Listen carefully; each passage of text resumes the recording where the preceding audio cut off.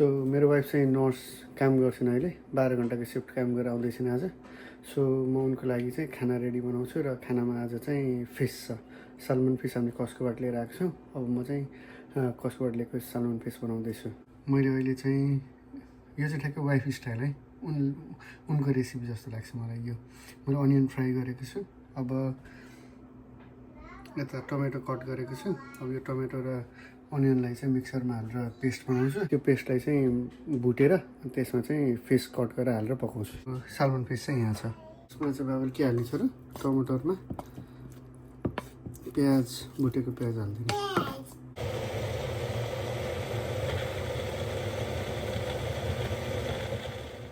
Onion र टमाटोको paste चाहिँ ready भएको छ। ल ल ल फिस कटी ल ल ल गर न छोरो। ल ल ल फिस काटी काटी चाहिँ मैले माछालाई पिस पिस गरेर काटेको छु। माछालाई अहिले पकाउनु पर्छ एकछिनमा। त्यसै चामल पनि बसाल्न गइरहेको छु होइन। राइस फिस अनि साग हुन्छ होला आज।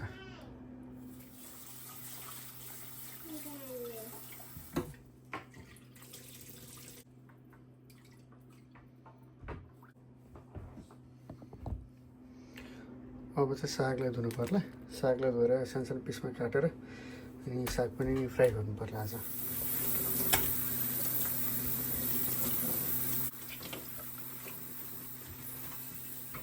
अब चाहिँ माछालाई म्यारिनेट गर्नु पऱ्यो। सुधा त्यसलाई राम्रोसँग नुन मसला मिक्स होस् अनि त्यसपछि चाहिँ यसलाई फ्राई गर्नुपर्छ।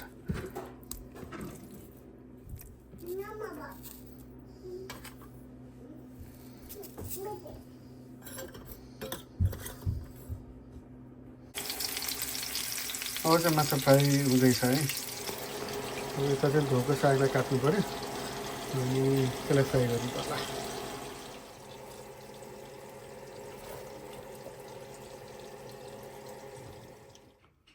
माछा चाहिँ फ्राई भएर रेडी भएको छ। अब यसलाई चाहिँ करी बनाउनलाई अब करीको लागि चाहिँ भाँडा बसालेको छु।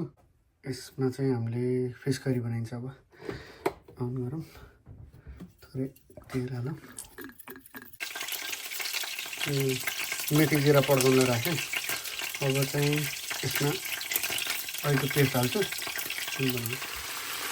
यता अर्को प्यानमा चाहिँ म साग बनाउँदैछु अनि यता चाहिँ अहिलेको पेस्टलाई पकाउँदैछु। अब यो पेस्ट जिरा हालेर मसला हालेर अनि यसलाई पेस्टलाई पकाएपछि अनि माछा हाल्छु अनि करी विल बी रेडी।